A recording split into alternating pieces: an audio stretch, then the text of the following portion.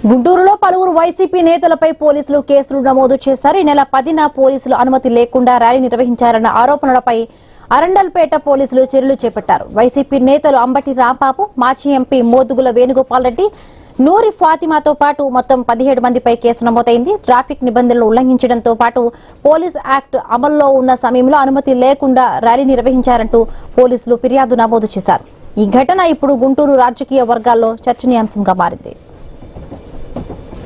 మరింత పూర్తి అప్డేట్స్ మా కరెస్పాండెంట్ నాగేశ్వరరావు అందిస్తారు. నాగేశ్వరరావు, ఏదైతే గుంటూరులో పలువురు వైసీపీ నేతలపై అరండల పోలీస్ స్టేషన్ పరిధిలో కేసు నమోదైన పరిస్థితి అయితే ఉంది. ఏదైతే దీనికి సంబంధించి వైసీపీ నేతలు అంబటి రాంబాబు, మాజీ ఎంపీ మోదుగుల వేణుగోపాల్ రెడ్డి, అదేవిధంగా నూరు ఫాతిమాపై కేసు నమోదైనట్లుగా తెలుస్తుంది.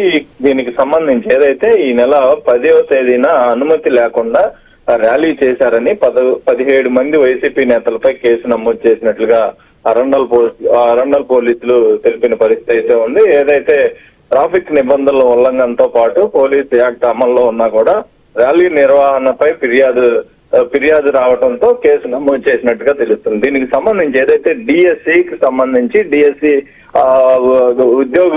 ఉద్యోగాలు అవకతవకలపై వైసీపీ నిరసన చేపట్టిన నేపథ్యం ఉంది. దీనికి సంబంధించిన అంశంలోనే ఈ కేసులు నమోదైనాయి. అదే విధంగా చూసుకుంటే పల్నాడు జిల్లాలో కూడా పలువురు వైసీపీ నేతలపై కేసులు నమోదైనట్టుగా తెలుస్తుంది. అదేవిధంగా పల్నాడు జిల్లాలో వినుకొండ, అలాగే నర్సాపేట, పలు ప్రాంతాల్లో కూడా వైసీపీ మాజీ ఎమ్మెల్యేలపై అయితే కేసులు నమోదైనట్లుగా తెలుస్తుంది. దీనికి సంబంధించి వైసీపీ నేతలు మాత్రం వారు ఏదైతే శాంతియుతంగా నిరసన చేపట్టితే కూడా కేసులు నమోదు చేయటం దారుణం అని కూడా వాళ్ళు చెప్తున్న పరిస్థితి అయితే ఉంది. దీనికి సంబంధించి కూడా తాము కూడా వేరే వేరే అంశాలపై పోలీస్ స్టేషన్ లో కేసు ఇస్తున్న నేపథ్యంలో వాళ్ళు కేసులు నమోదు చేయకుండా ఓన్లీ మా మీద కేసులు నమోదు చేస్తారు కూడా వారు ఆవేదన వ్యక్తం చేస్తున్న పరిస్థితి అయితే ఉంది. ముఖ్యంగా డిఎస్సిలో అక్రమాలు జరిగాయి అనే అంశం మీదే నిరసన ర్యాలీ కానీ అదే విధంగా నిరసన చేయటంతోనే ఇది తప్పు అనే విధంగా కూడా వైసీపీ నేతలు అయితే ప్రశ్నిస్తున్న పరిస్థితి అయితే ఉంది.